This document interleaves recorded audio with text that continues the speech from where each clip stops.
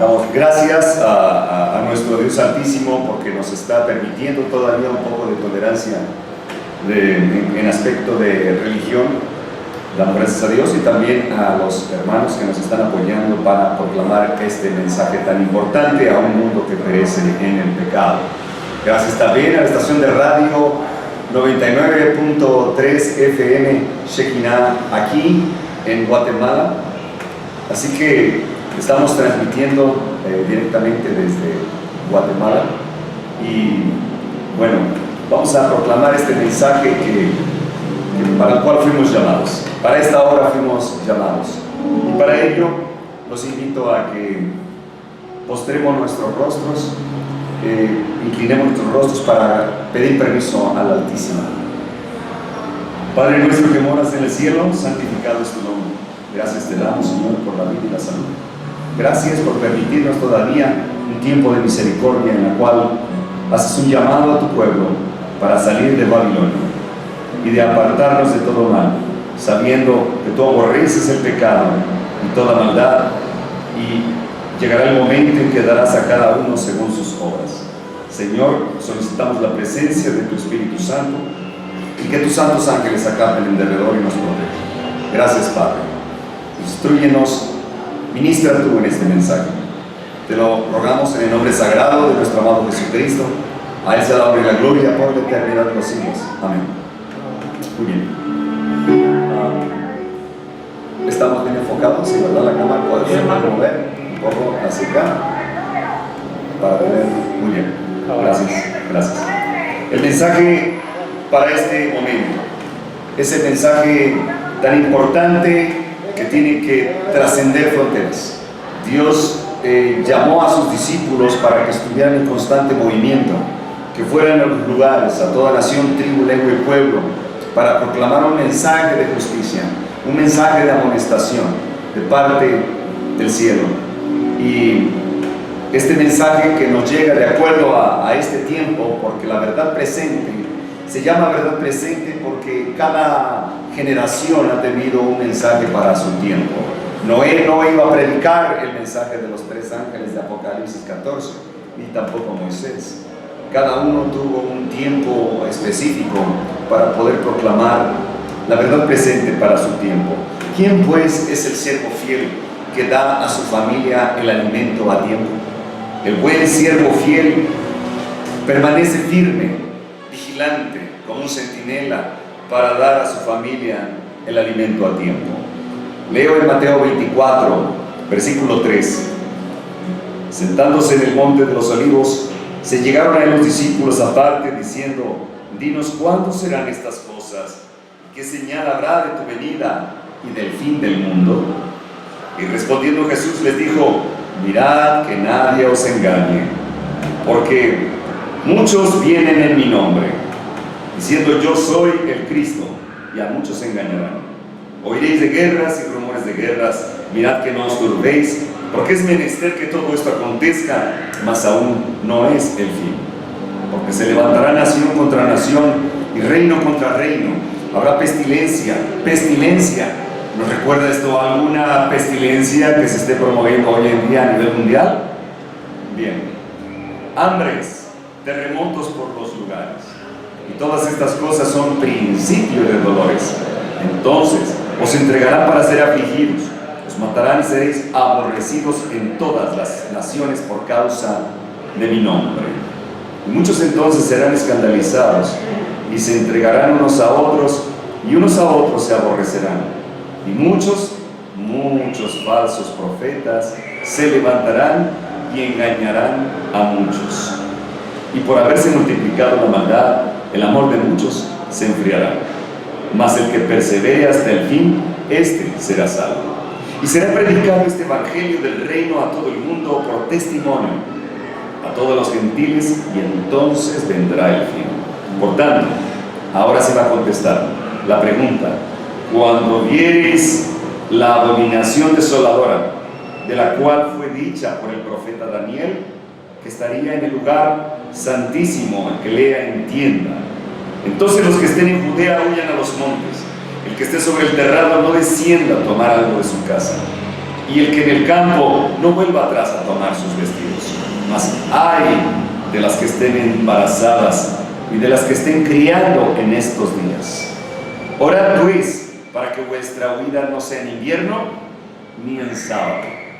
Qué interesantes aclaraciones o advertencias nuestro Señor Jesús indicó a sus discípulos.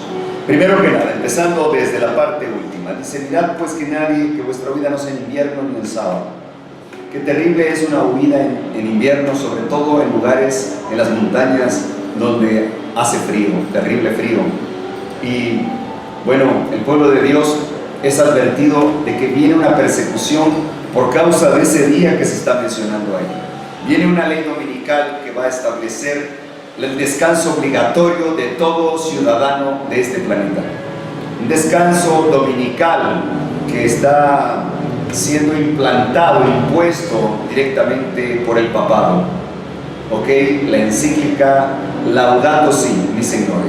Es una encíclica satánica que promueve el espiritismo, el panteísmo. Es una encíclica que según tiene apariencia de bondad, como Lucifer se presentó ante nuestro Señor Jesús en el monte de la tentación como un ángel de luz, como un ángel de luz. Satanás no viene vestido con cola y cuernos. La única manera que Satanás nos puede engañar es haciéndose pasar por bueno. Para que el engaño pueda fructiferar, para que pueda lograr su objetivo, necesita la verdad estar oculta, necesita la luz estar oculta para que las tinieblas puedan surgir. Y es así como el maestro de la mentira, el padre de la mentira, va a engañar. Y siempre en la historia del Evangelio, siempre la mayor parte del pueblo de Dios se pierde. Y dije del pueblo de Dios, no de los gentiles, no de los paganos, no de los idólatras, no de los ateos, del pueblo de Dios. Tenemos el caso de Israel. ¿Acaso no la mayoría se va a perder? ¿Por qué? ¿Acaso no era la iglesia de Dios? Sí lo era. ¿No eran los ungidos de Dios, sus sacerdotes? Sí lo eran. Entonces, ¿cuál fue el problema ahí? El problema fue que estaban tan inmiscuidos en tradiciones y costumbres que no pudieron percibir la presencia de su Mesías. Descuidaron la espiritualidad del mensaje que advertía a las gentes que se arrepintieran de sus pecados. El antiguo Israel estaba tan metido en la opulencia, en las fiestas, en las francachelas, tradición y costumbre. Cuando nuestro Señor Jesús vino y les dijo que les traía un mejor regalo, el perdón de los pecados, ellos se burlaron de Él, porque ellos esperaban que el Mesías, el descendiente de David, le arrancara la gloria terrenal al imperio romano y se las impusiera al pueblo judío para que pudiera gobernar sobre este planeta. Jesús les dijo: mi mundo no es de este mundo, yo no soy de este reino. Vengo a traerles las buenas nuevas de salvación, que se arrepientan de sus pecados para que puedan ser permitidos en el reino de los cielos. ¿Y cuál fue el resultado? A los suyos vino y los suyos no lo comprendieron, no lo quisieron comprender. Hoy Israel proclama el Señor Jesús antes de que lo sacrifiquen. ¿Cuántas veces quise juntarte como una gallina a sus pollitos y no quisiste? Por tanto, tú has decidido este camino, afróntalo. Los judíos, los rabinos, condenaron a Jesús, instándole a Pilato, forzando a Pilato para que le crucificaran. Todavía dijeron ellos: crucifícale, él no es nuestro rey, el César es nuestro rey. Crucifícale, que la sangre de nuestros hijos caiga sobre nosotros, si así fuera necesario. Y así ocurrió en el año 70, después de nuestro Señor Jesucristo. En el año 70, Jerusalén fue sitiada por el imperio romano. Se habían rebelado contra el control de Roma. El general Cestio Galo, con sus fuerzas idólatras, había sitiado a Israel. Algo interesante que ocurre aquí. ¿Se cumplió esta profecía que acabamos de leer en este evento? Sí.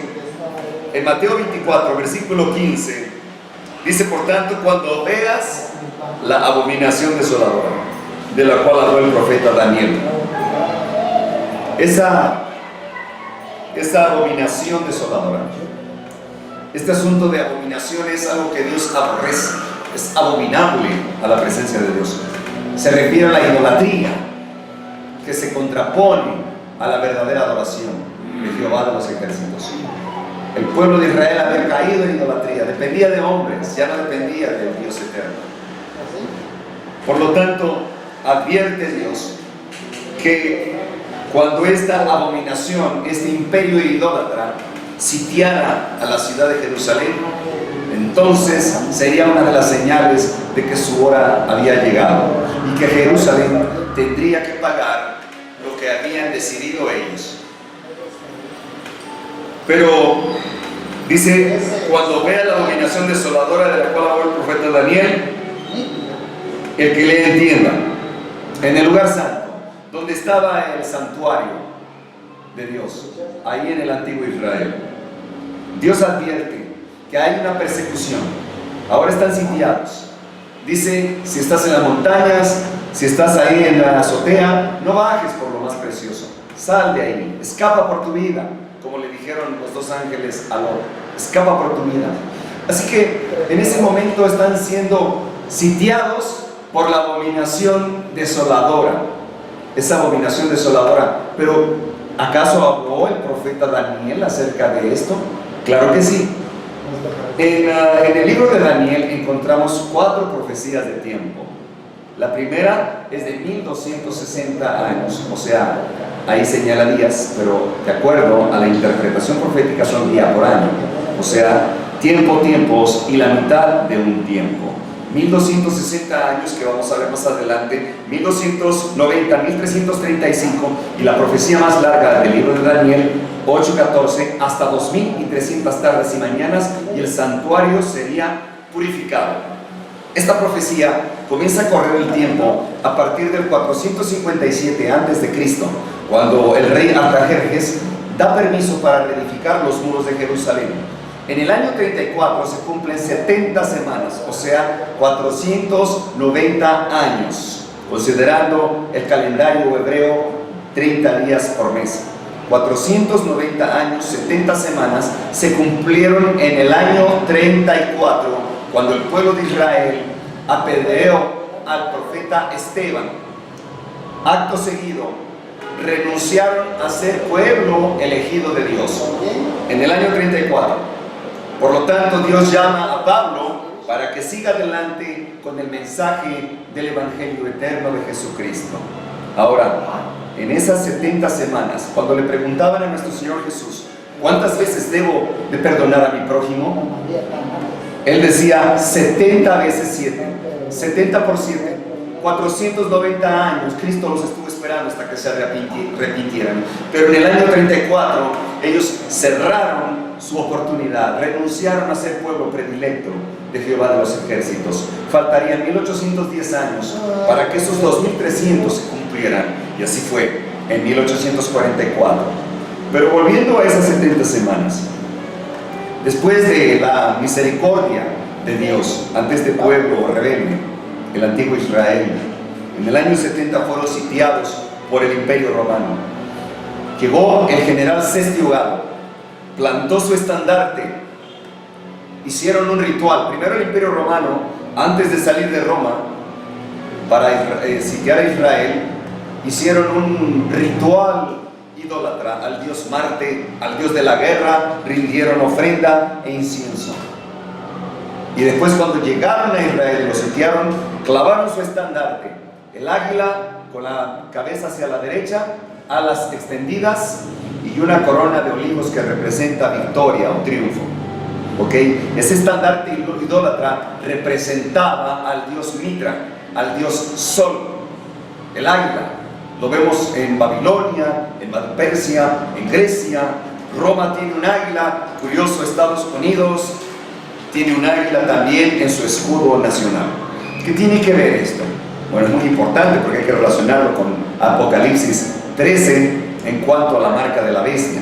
Miren nada más, vemos cómo estamos formando aquí un pequeño rompecabezas y curiosamente lo estamos haciendo rápido porque estamos hablando de poco más de 6.000 años de profecía en una hora, como que no es suficiente, ¿no? Pero estamos resumiendo.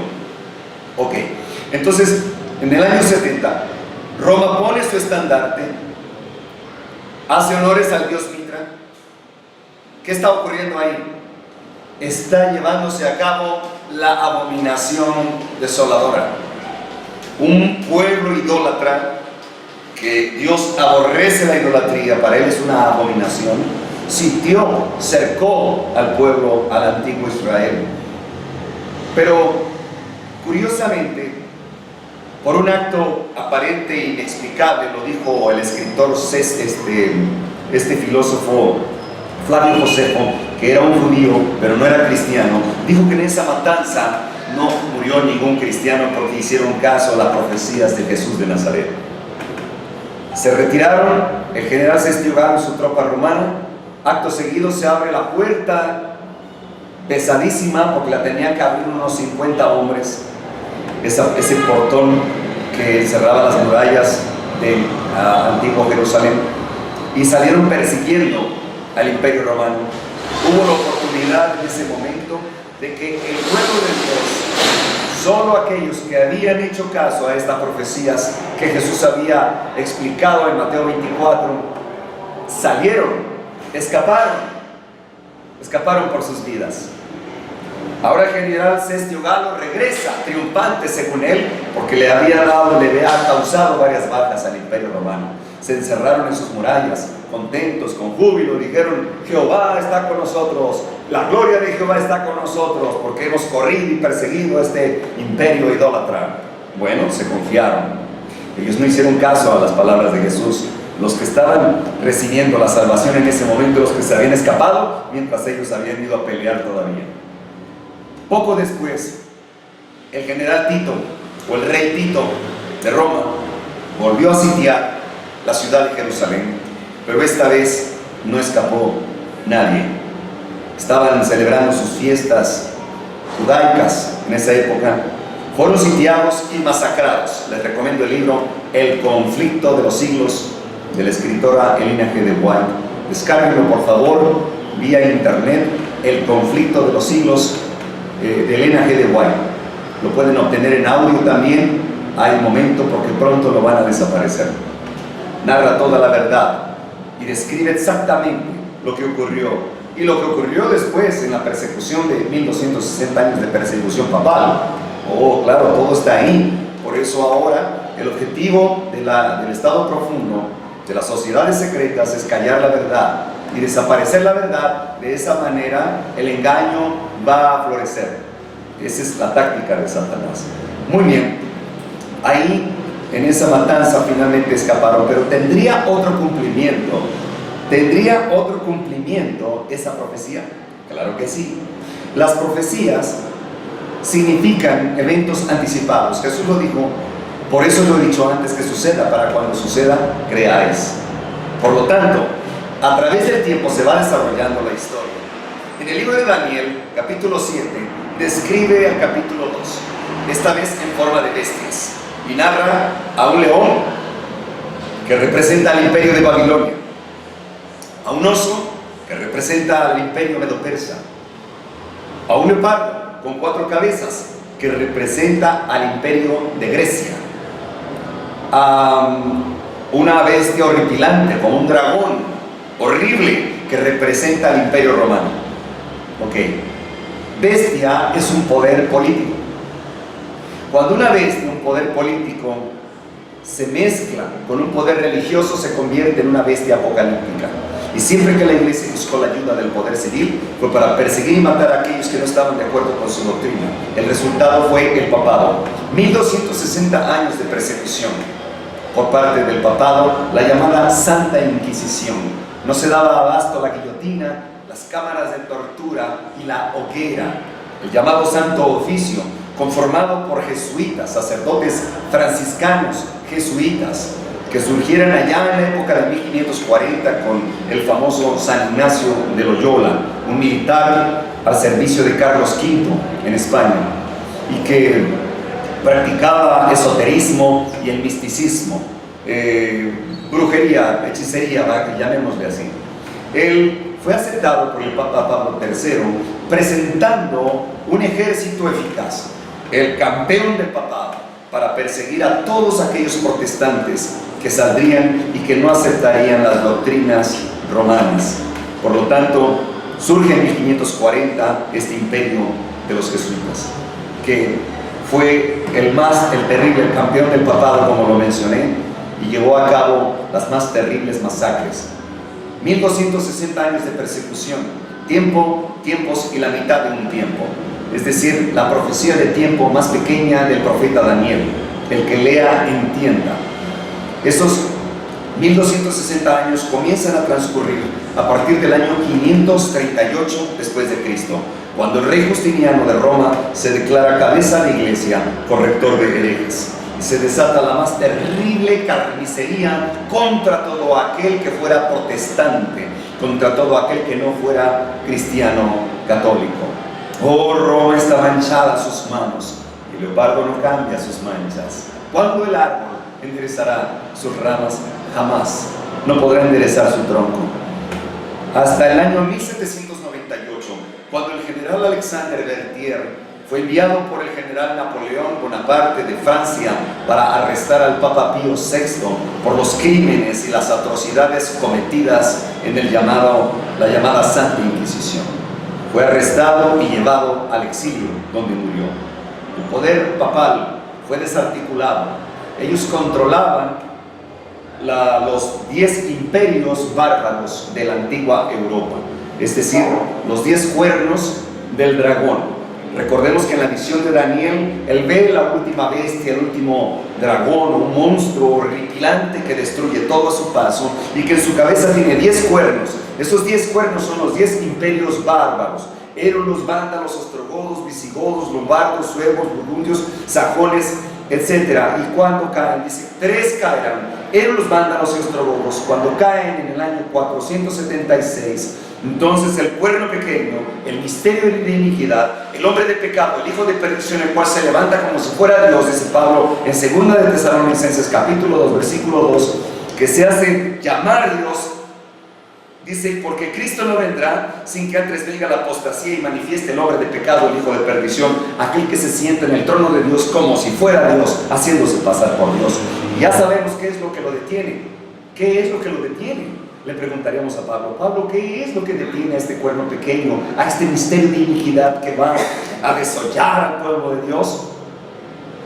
Y dice, el imperio romano, es decir, el imperio romano tenía que caer, tenía que sucumbir para que el imperio papal, el imperio religioso surgiera. Es decir, Roma imperial sufre una metamorfosis, se transforma en Roma papal.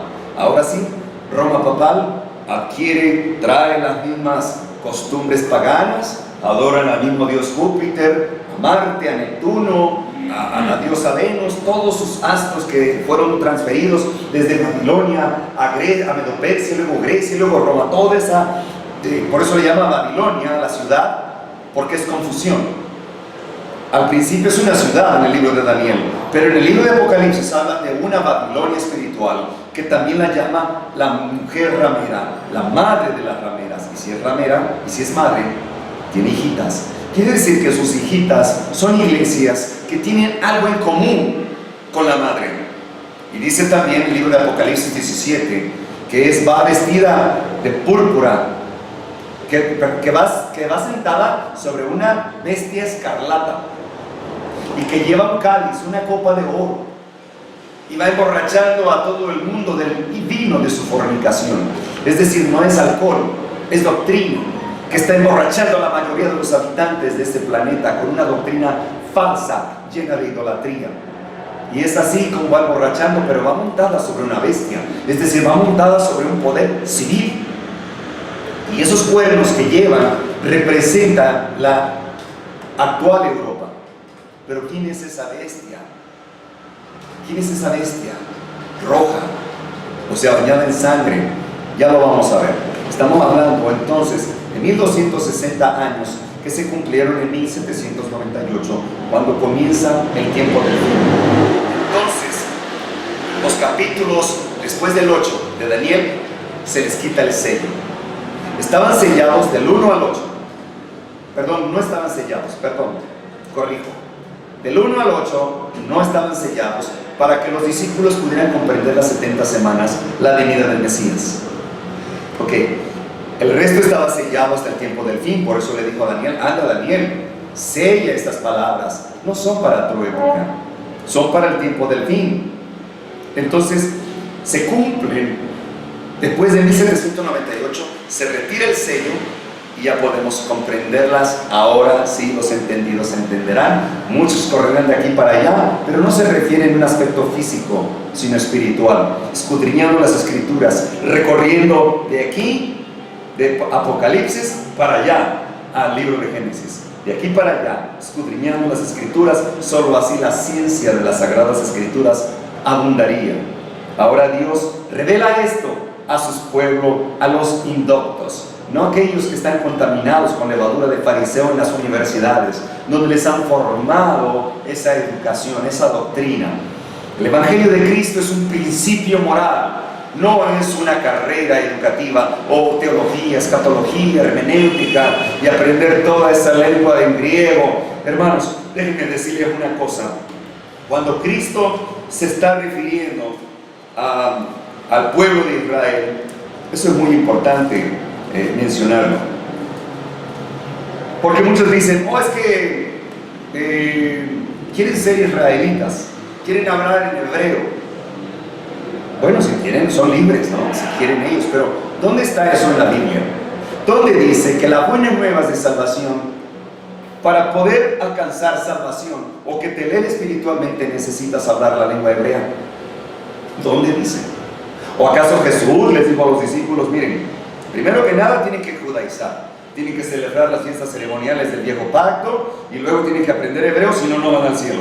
¿Dónde dice eso? Los requisitos para las buenas nuevas de salvación es arrepentidos de sus pecados.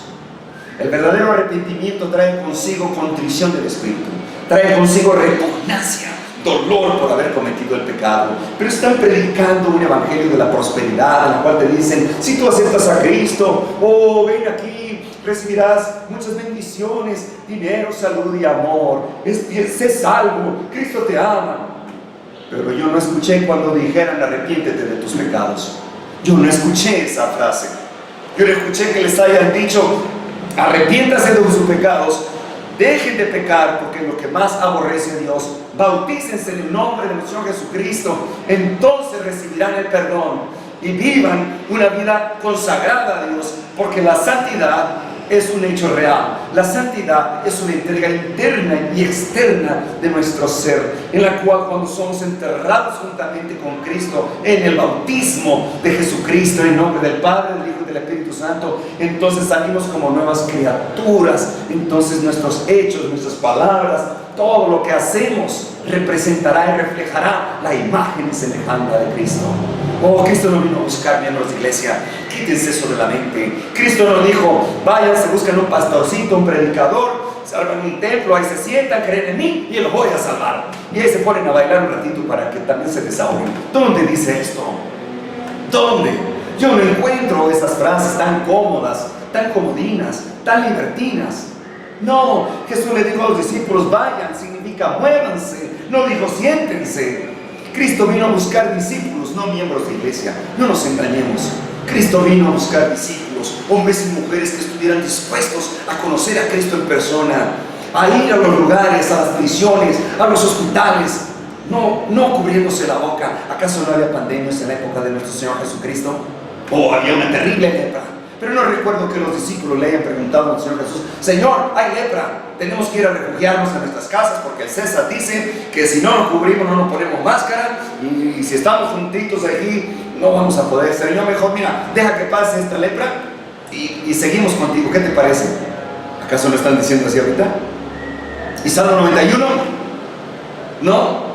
El que habita el abrigo del Altísimo morará bajo la sombra del Omnipotente. Diré yo a Jehová, esperanza mía, castillo mío, mi Dios en quien confiaré. Él te librará del lazo del cazador y de la peste destructora. Pues sus plumas te cubrirá y debajo de sus alas estarás seguro. No temerás espanto nocturno, ni saeta que huele de día, ni pestilencia que en medio del día destruya. Caerán a tu lado 1000 y 10.000 a tu diestra, mas a ti no llegarán. Ciertamente sus ángeles mandará cerca de ti para que tu pie no tropiece. ¿Acaso no dice que temerías? Entonces, ¿dónde está la fe? Oh, sí creemos en ti, Señor, pero mira, ahorita el César nos dijo que los templos están cerrados, así que no te vamos a adorar. Pues si quieres una pequeña oracióncita, te vamos a cantar ahí en la casa, para que calmes tu vida. Así fue el asunto. ¿No será que nos hace falta fe? Miren, Jesús vino a buscar verdaderos adoradores, y se lo dijo a la samaritana. Donde están 2 o 3 reunidos en mi nombre, abajo de un árbol, en una montaña, en una isla, en un desierto, en una prisión, en una casa, 2 o 3 almas fieles, dice Apocalipsis 12:17, que guardan los mandamientos de Dios y la fe de Jesús. Ahí los preside Jesús. ¿Pero qué estamos haciendo en las ciudades? Pregunto. ¿Cuántos los profetas vivían en las ciudades? Nunca. Le preguntamos a Enoc o a Elías, a lo mejor a Juan Bautista. ¿Qué les parece? ¿A quién le preguntamos? ¿Qué dijo Jesús? ¿No? Las zorras tienen sus cuevas y los pajarillos sus nidos, pero el Hijo del Hombre no tiene donde recostar su cabeza.